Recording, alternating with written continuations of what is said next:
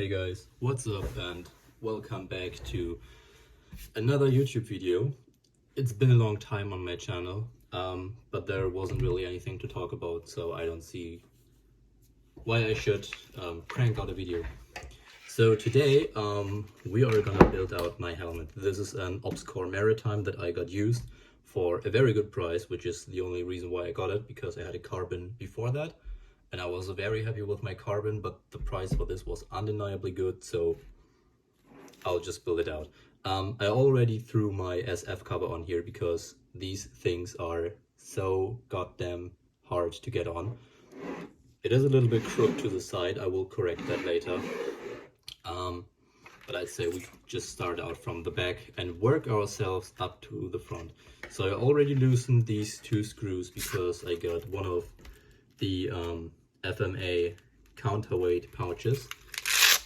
I got an FMA because they are very cheap and Obscure doesn't make them in multicam, I'm afraid. I'm a bitch for multicam, so I just got one of those for sale or in a sale recently. I'll just loosen these up a little bit and see how that works out.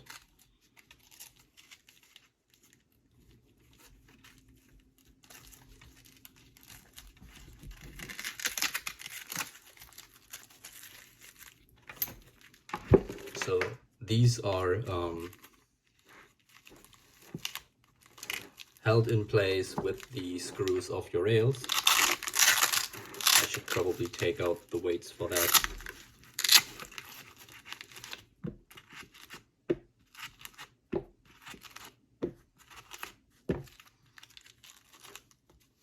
So I'll just go ahead and do it like this. Should be a fair bit easier to do. Flip this thing around. First we put the screw right back in here.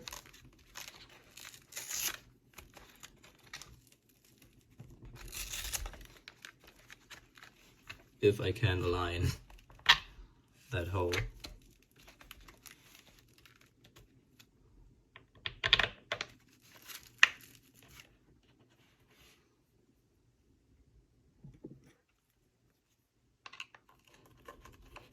Yep, that works.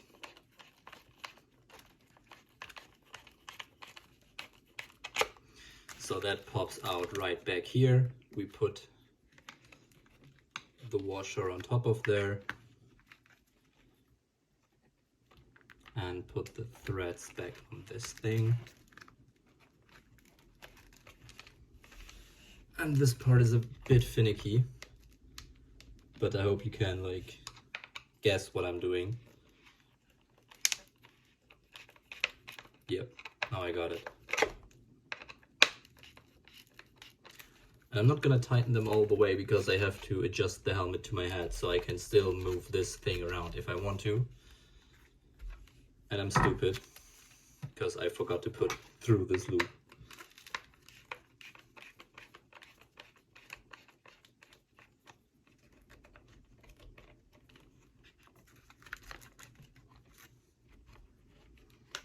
I'm holding my finger on the washer so it doesn't fall down behind the foam inlay that's in there.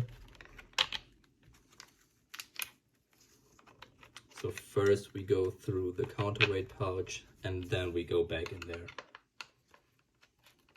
Yeah, now I got it right. That one was definitely my bad.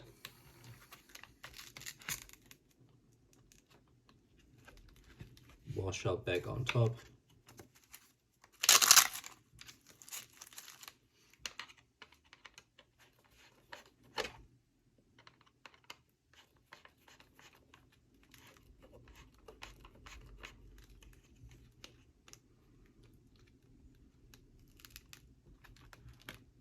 Yeah, and that shouldn't happen. I lost contact of the washer and it's somewhere. Ah, I was lucky.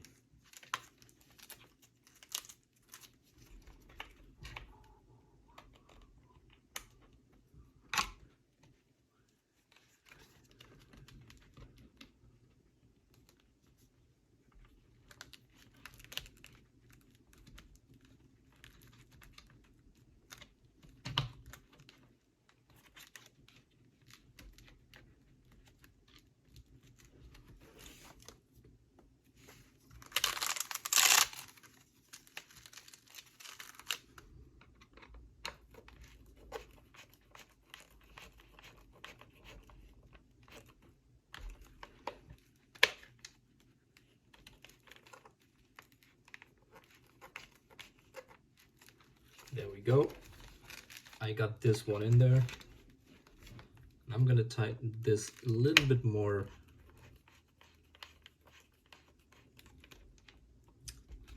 This is so finicky, oh my god.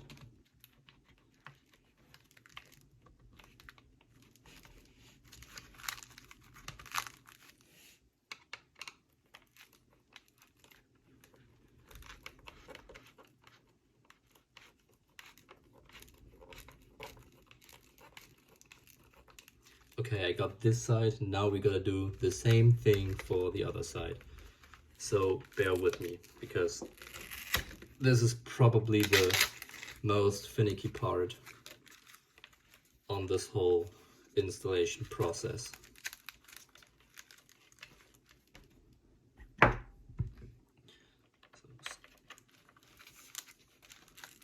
First, I'm gonna try to somewhat align the hole of the helmet with the hole of the rail.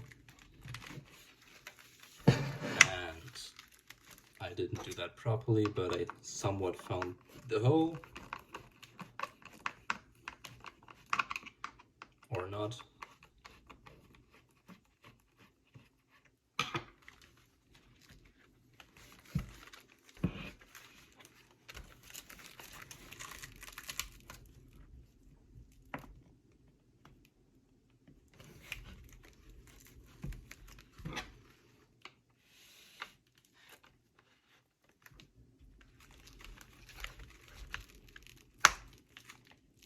There we go.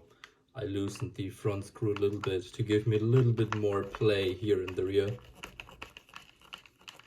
Probably should have done the same on the other side. And same procedure as on the other side. We put our counter thread in. Washer goes on top of the screw.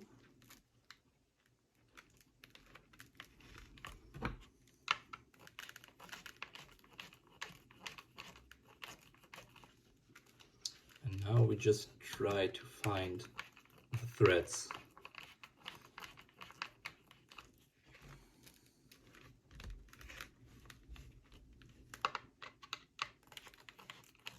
Come on, please.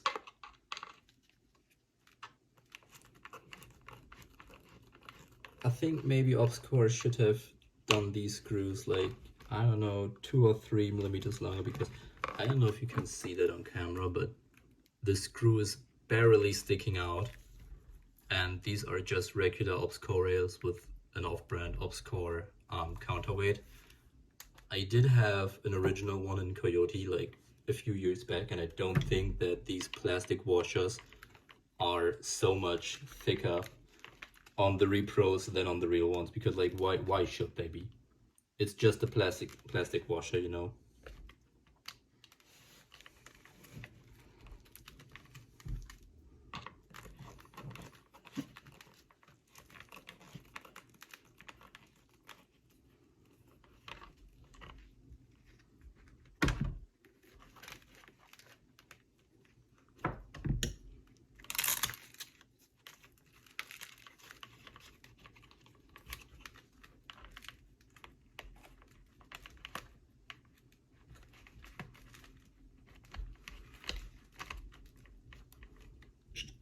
Thing, there it is.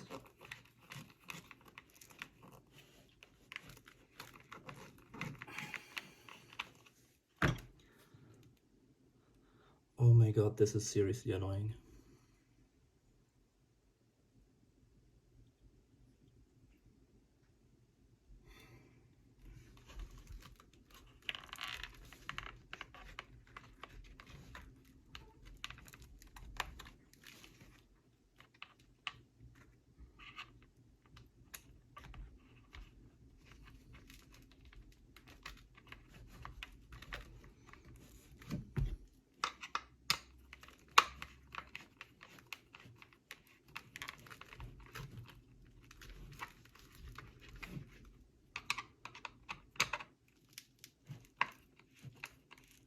Ah yes, we got it, we got it. Ah, that's good. Okay, we got the worst part done. Let me just close this up. And now we just align this a little bit to make it work as it should. Push this down, this one down. And then we can tighten all these screws up a little bit more. There we go. Now we can put these back into the helmet where they belong. And tuck it right under there. Same thing on this side. And tuck it under there. There we go. There we go.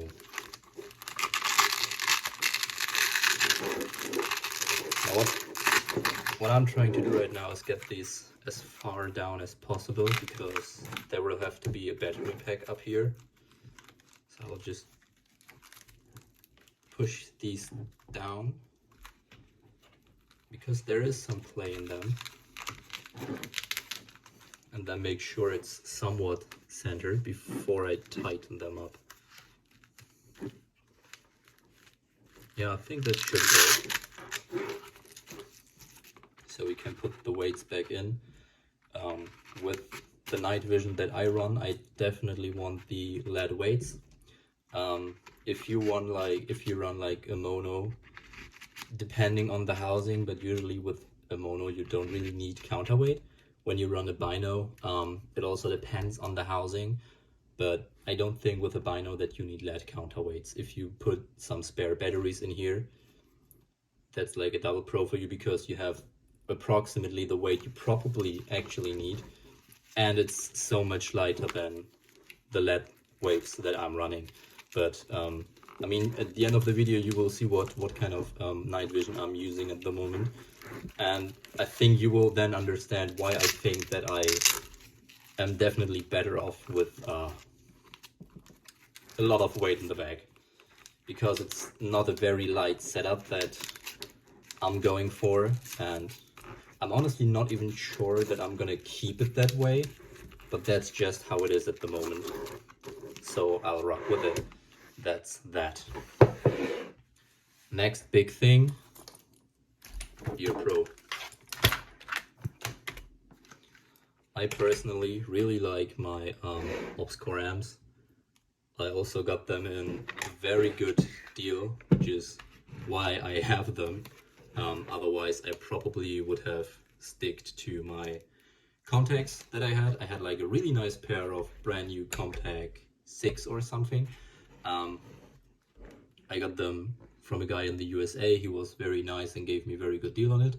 I got the Unity Tactical amp adapters myself, because I wanted to have the space back here, and I personally more prefer the look of them. Functionally they are the same, but these push down a fair bit more than the amp arms do. So be aware of that.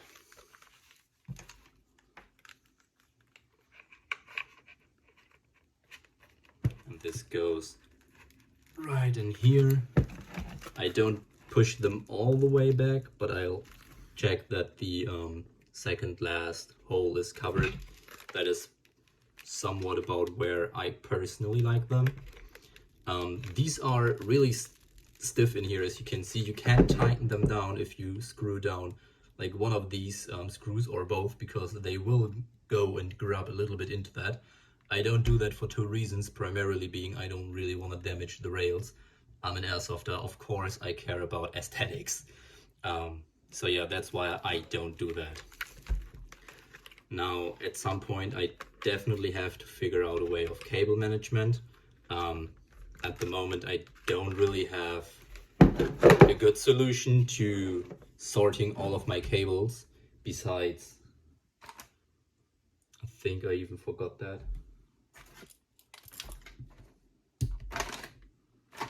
Yeah, besides the Velcro 1-wrap that I use to tuck down some spots, because that works. It's not pretty, but it works, like something like this basically, so you get an idea. Yeah, it's not the prettiest option, but hey, it works, so yeah. And I just remembered that because of the glasses that I'm using, I have to push them back here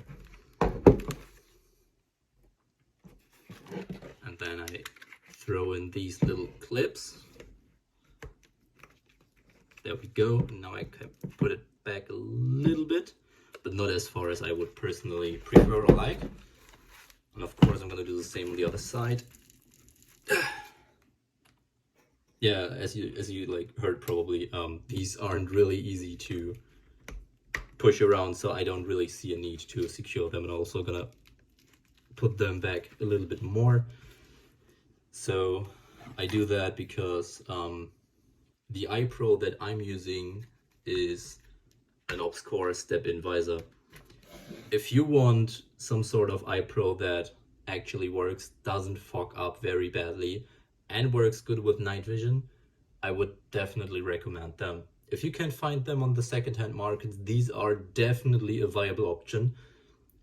And if you're rich enough, you can get photochromatic lenses. Obviously I'm not, I run the clear ones because I can use them with my Nightvision, and I don't really like changing around my kit a lot. I'm more of a put it on and use it type of guy, and when I'm done I'll throw it in the corner and that's it. But basically these don't really have any, what do you call them? Like those things that will go over your ear, you clip them into your helmet. So I put that up front here, clips in like that.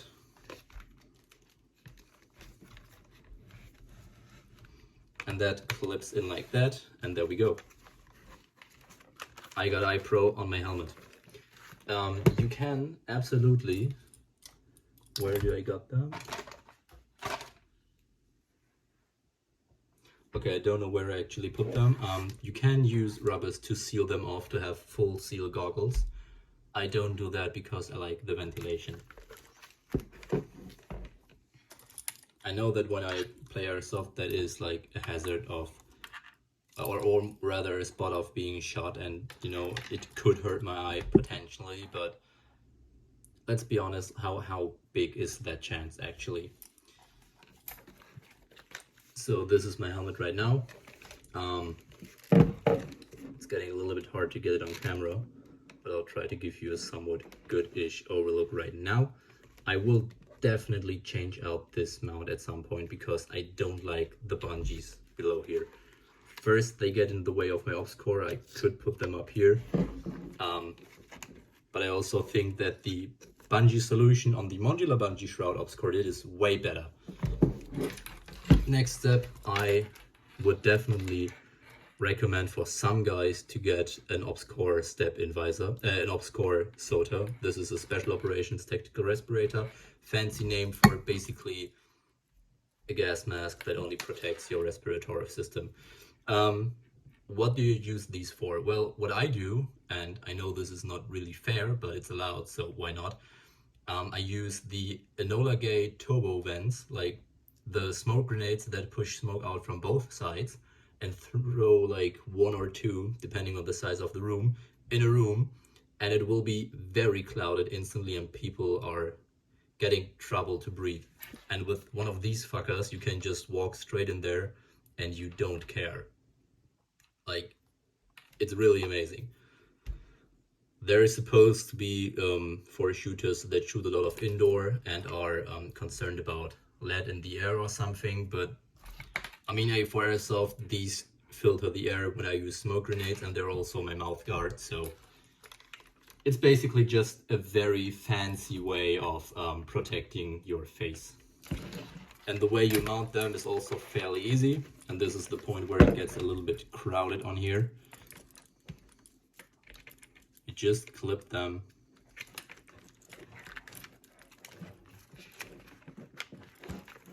Let me get this out of the way, like that.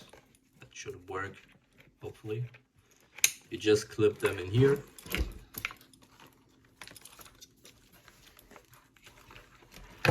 And same on the other side.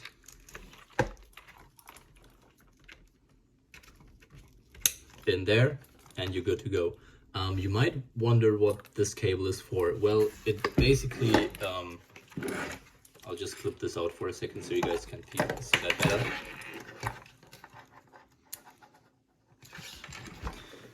There is three versions of this mask. There is the Soter with the microphone, the regular Soter, and the Soter Lite. Don't ask me what differs the Soter from the Soter Lite. The main difference between the Soter and the Soter with a microphone is you have a microphone built in. You can take that out. You basically just unscrew this, take out this cable. You can also change this from left to right if you're a lefty. But you basically just have a microphone connected, because if you were to speak through one of these, you sound like a muffled Bane. Nobody will understand anything you say. So that's why I got the mic version, so I can use my comms regularly. Of course, people will hear that you're in a gas mask because all the ambient noise is gone. But and I know this is a little bit crowded on here right now, so we just plug that in right there, and boom, we have comms.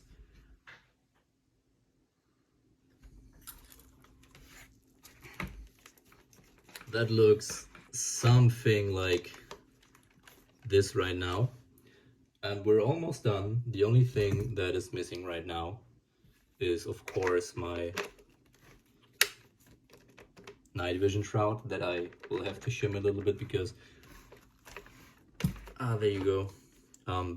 This does have a little bit of play, so what I'm gonna do later probably on is put some duct tape below here until the wobble is gone, because when I put my night vision on there, I don't want anything to wobble. And that basically already is the way I set up my helmet. There is not really a lot of fancy stuff going on. Oh, no, it's not really. Wait, I actually forgot. Ah, there they are. These are the rubber things that you can put on the Soter.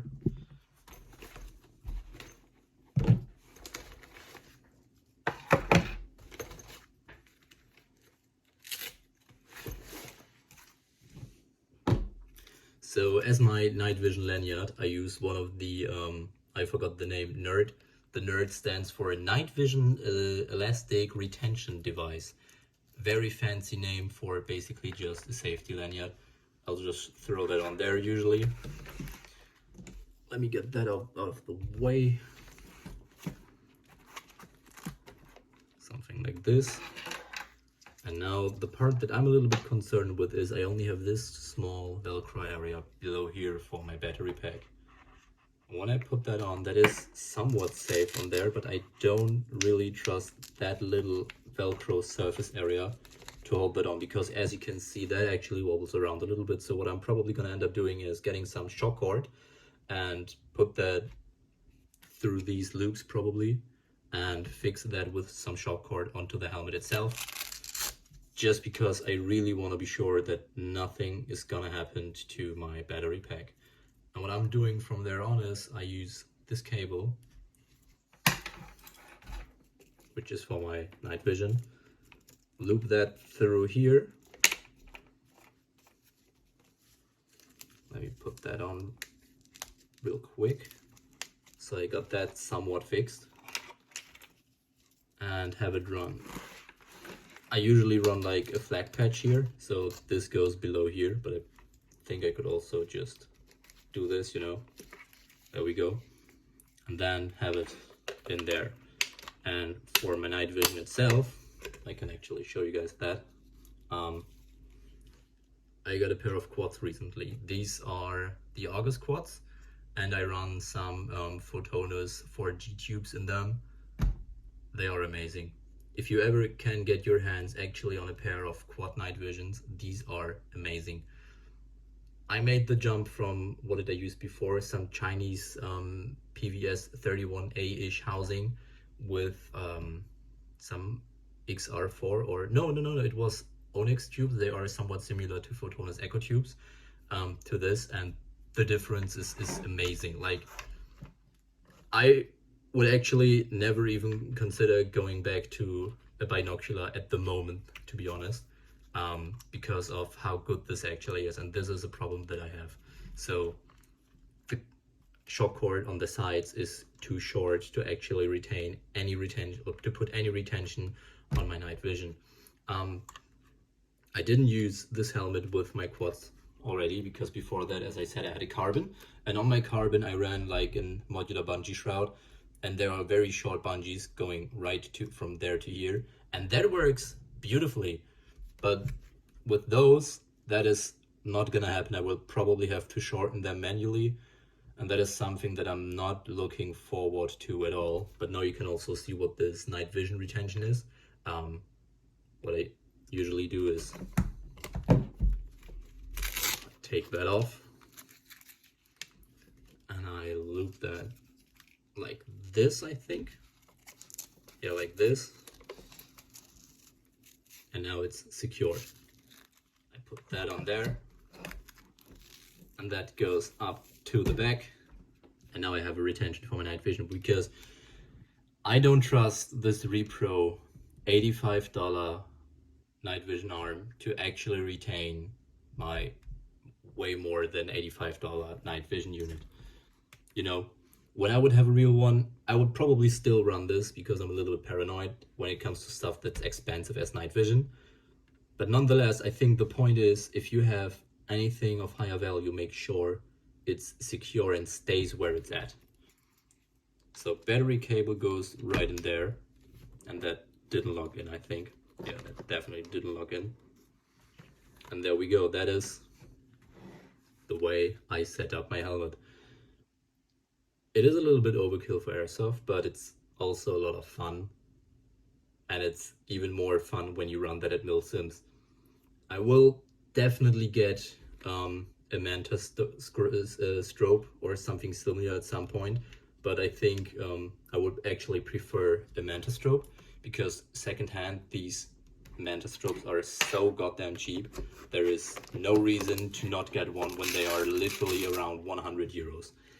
I mean, yeah, the Hellstar 6 it is, I believe, is also a very viable option, but it's like more than double the price. So a Manta strobe will go up there. I will throw like an IR flag patch and my call sign on the other side, and then I'm good to go. I'm not really that big of a fan of running a lot of unnecessary shit on my helmet, because it, like, everything weighs something. And when you run night vision that heavy, and you run a counterweight that is also heavy and a battery pack, you don't want any unnecessary weight on your helmet when you want to be able to run it for some good time, like more than 4 hours in a go. Like up to 8 hours or anything is definitely in the realm of possibilities when you go to a milsim game, probably even more. So yeah, you definitely want to make sure you keep your helmet light. And I know that's a little bit counterproductive when I run the legit maritime, but that is just for the flare. Like, if you want a good helmet for airsoft, get an Obscore carbon, not the bump one, get the carbon, better inlay, works like a charm. And that is, in my opinion, the by far best helmet that you can get for airsoft stuff.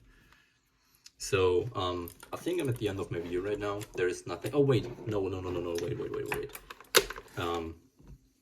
These little bungees, you hook them in there, pull them down through here, and that's roughly how it should look like. That's how you have a full steel goggle. You can take them out again, and that is how I run them, because it's better ventilated. So yeah, these are worth, like, these really are worth their money. If you can get your hands on a set of them, do that. Don't hesitate, just do it.